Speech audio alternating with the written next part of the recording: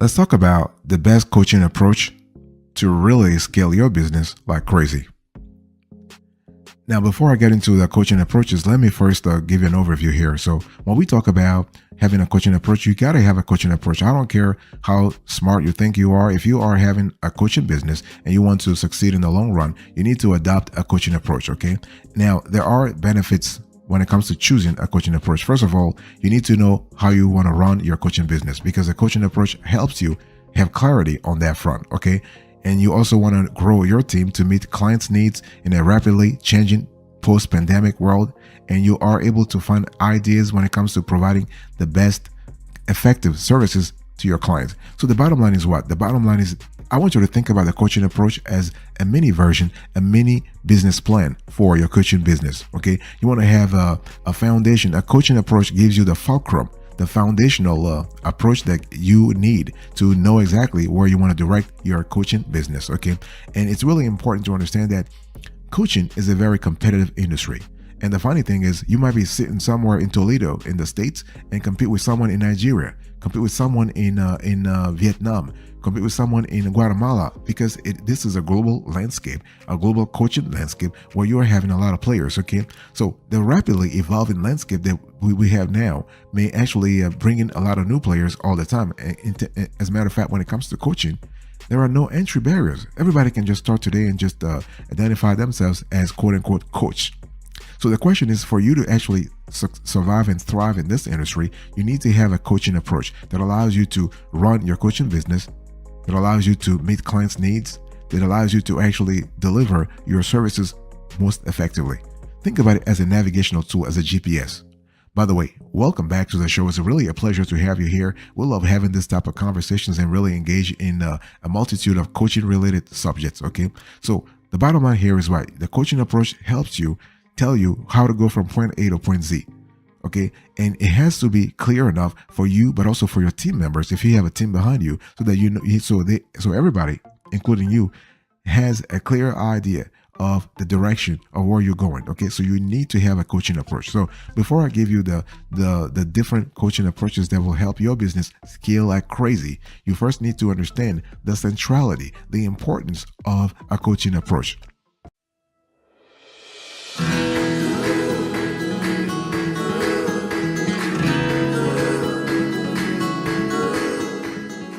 So what are really approaches to coaching?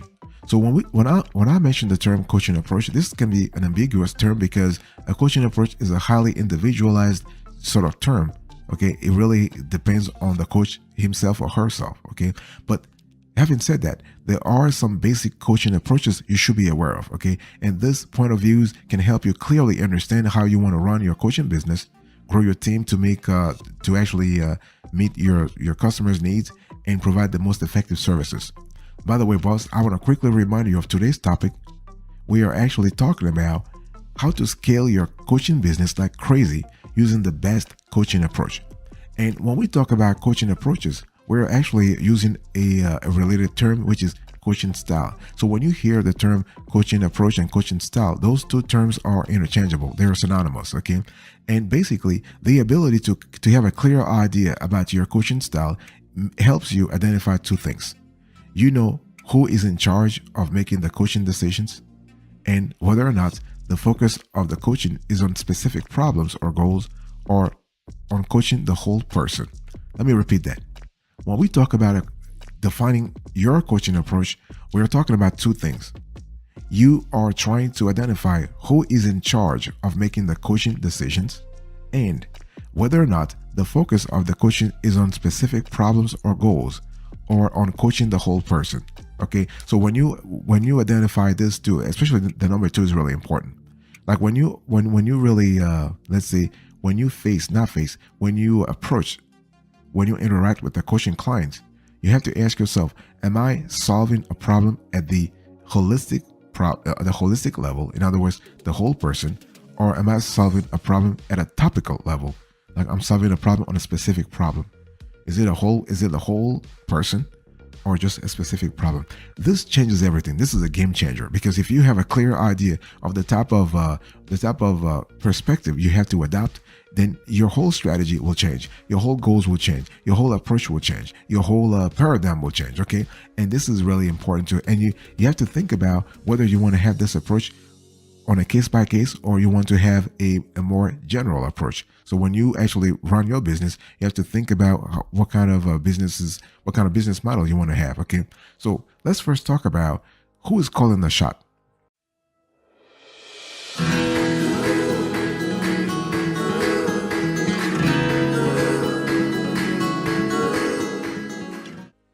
Who's calling the shot? Who's in charge of making the coaching decisions? So the first three approaches to coaching are authoritarian, democratic, and laissez-faire. Let's have a convo about that. So when we talk about authoritarian, so when you have authoritarian coaching, this is where the coach makes nearly every decision about the techniques and information used in training. Is not as bad as the label implies, by the way, though. It is well suited for coach-client relationships where the coach is an expert at something the client has little knowledge about. Okay, so when you have authoritarian coaching, it just means you have a decision-making coaching. Somebody who just makes a decision, somebody who knows a lot of stuff and is just trying to guide you. That's all. Think about a teacher, in high school or middle school. You're not going to dispute the fact that the teacher is telling you 1 + 1 = 2. You just accept it as it is. Okay. So when you think about authoritarian, this is the style that you have. So that's the first style when it comes to coaching approach. You have a democratic coaching approach. So democratic, on the other hand, invites your clients to participate in choosing the goals and the techniques you will use to achieve the goals. So this coaching style is often effective for people working on gaining a sense of self-efficacy and empowerment. So if you're trying to instill a sense of collaboration, a sense of harmony, a sense of I would say we are working in tandem. We're trying to have we're trying to have harmony. We're trying to have synergy. Then a democratic coaching approach might be better. Finally, you have the third one, the laissez-faire coaching. This is a hands-off style that ensures the client takes responsibility for the outcomes. And effective coaching in this style involves regular progress monitoring and feedback for the client to help them stay accountable. Okay, so these three classic coaching approaches or styles are a great foundational piece to start defining how you want your coaching team to approach clients. Okay, so do you help with specific solutions or focus on the whole person? So while authoritarian, democratic, and laissez-faire coaching approaches are solutions-based, holistic coaching focuses on coaching the entire person. Okay, so you got to really think about that. Now you have to also think about how you want to deliver your coaching services.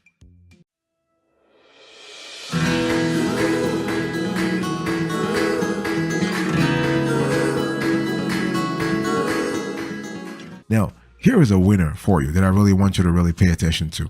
So what are some of the best coaching approaches to really scale your coaching business like crazy? Okay, so first you have the mindfulness coaching approach. So when you really think about it, I mean, we just came out of a COVID, of a pandemic era. A lot of folks were stressed. A lot of folks were anxious. A lot of folks were distracted, overwhelmed, and whatnot. People were burned out. Crazy. Okay. So when you have this sort of situations in this world, you have a lot of uncertainty. People are looking for clarity. People are looking for some kind of direction. Okay. So you're able, when you think about mindfulness coaching, you have a coaching program that helps the user really reconnect with himself or herself. This is really important, okay? And by the way, boss, I want to quickly remind you of today's topic. We're having a conversation about what? Having a conversation about how to scale your coaching business with different types of coaching approaches. So first, I spoke to you about the mindfulness coaching approach. So you're teaching mindfulness, so you are able to create and lead guided meditations, which are one of the foundational elements when it comes to establishing and keeping a mindfulness practice, developing courses and programs to scale your teaching, and then providing support and guidance to clients on how to respond when the inevitable or the uncertain stressors and challenges arise in their work and lives. Okay, so this is what it is. And one thing that's very important here to remember here is that when you use a mindfulness-based method, you are able to look at the whole body. It's more holistic.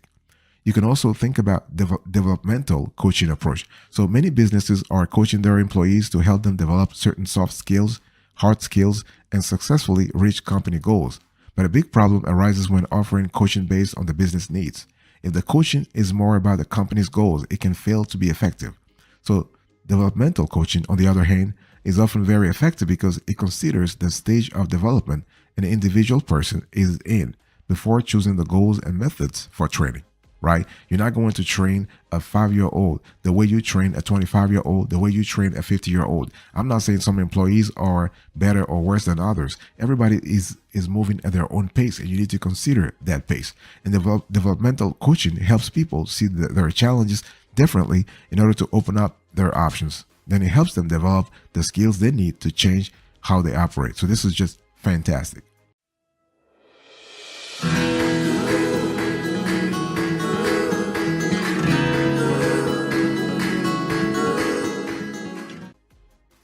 You have another approach to coaching that's called emotional intelligence coaching approach. Okay, so when you think about emotional intelligence, you're thinking about, like, you need to have, like, broadly speaking though, or roughly speaking, it just means you have the intrapersonal and interpersonal skills for successful interactions and decision making. Okay, so if you have a high level of emotional intelligence, you are able to interact with and around clients. You can actually understand that it's really important to also build the right connections for a lifetime sort of lifetime bonding. Okay, and when we talk about emotional intelligence, we're not just speaking about you looking at your clients as numbers, like people who are going to bring me revenue. You are looking at them like beyond that, like, so look at them with some sort of family orientation. Now, I'm not saying you have to consider your clients now as family members, but you have to look at them more as just numbers, like people trying to give you money. No, they are like family members. They're people who are adding value to your life as much as you are adding value to their lives. Okay, think about it that way.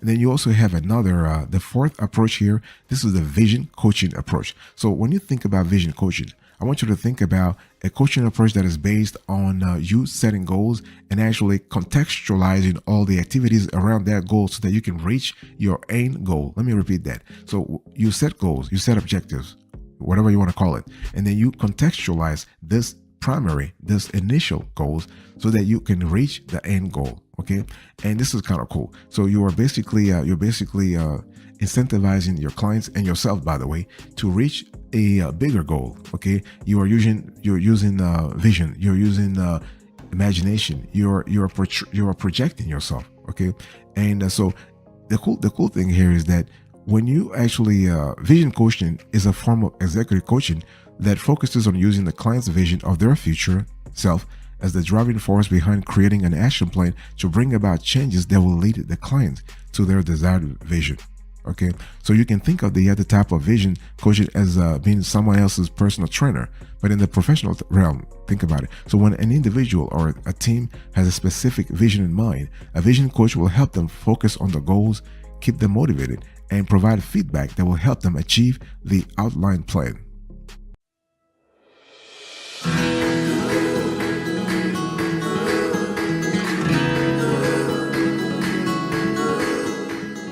Another coaching program or coaching approach I want to acquaint you with is called transformational coaching. Okay, so transformational coaching really is focused on self-actualization. So it just means what? Here is a coaching paradigm that rests on the premise that an expanded or shifted way of being and the higher order thoughts, perceptions, and energies available therein is necessary to uncover what is needed. This is a little sort of a convoluted definition, but what it means here is that you basically want to help the clients transform himself or herself. Let's say, for instance, you have a middle-level manager, right, who comes to you and say, you know what, I want to be considered for the C-suite very soon. I want to be an executive in 5 years. Okay. What you do is, as a coach, you have to start thinking about the constellation of transformations that need to happen for that client of yours to actually go from a middle-level manager to become an executive. This can be the chief accounting officer, the chief technology officer, the chief marketing officer. This requires changes not only in terms of the mindset, but also changes in terms of the skill set that person needs to have, the vision that person needs to have. Okay, you don't become an executive overnight.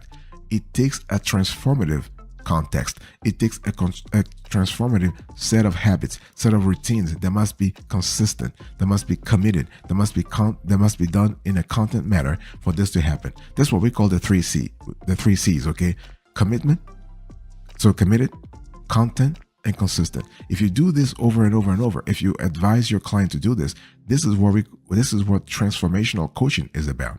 You also have another one that's called positive psychology coaching approach. So basically, positive psychology means what? You are able to help your clients with positive reinforcement. Okay, you are able to develop the client's personal strengths. You are giving him or her the resources to enhance positive states, traits, and behaviors. So here we are trying to kick out of the client's life and client's mind, for that matter, negative thoughts, negative ideas. Okay, so positive psychology coaching tries to broaden people's understanding of the change most needed in their lives by exploring their negative experiences. Okay, so it's just what it is.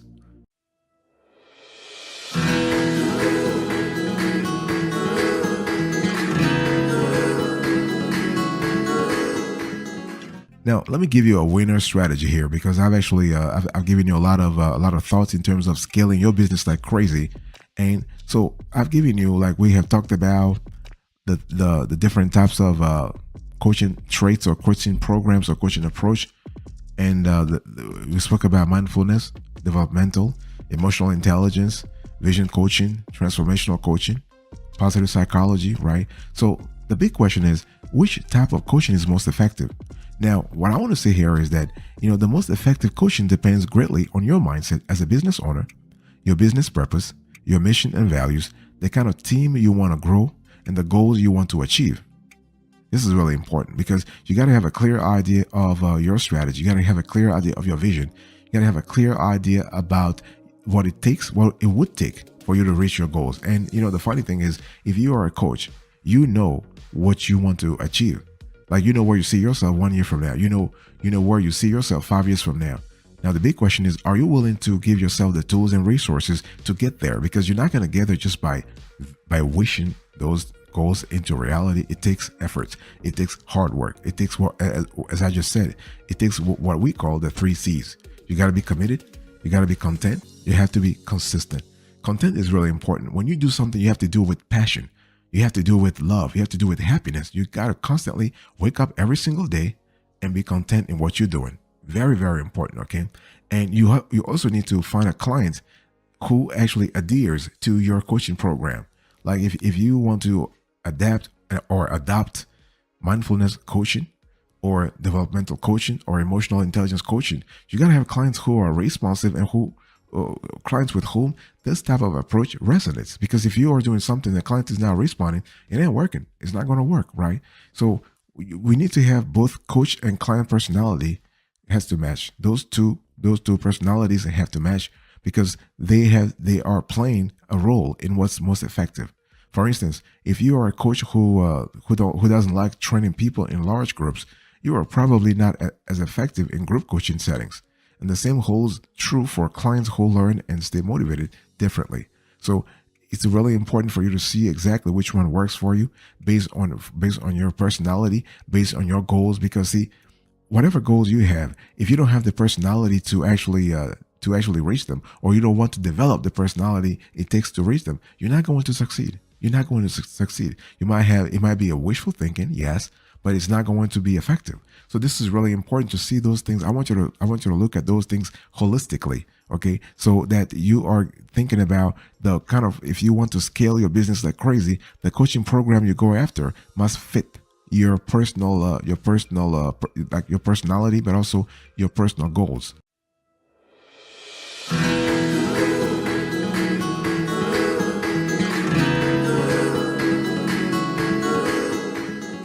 Thank you so much for your attention. I really appreciate it. In today's conversation, I was just quickly talking to you about how to scale your coaching business like crazy. I share with you a few coaching programs, the coaching approaches that you can actually adopt. And we spoke about the level of the different, I give you an overview, the approach, the winner, like the best approach you can have. Fantastic. Thank you so much. God bless you. I'll see you next time. But until then, remember, stay marvelous.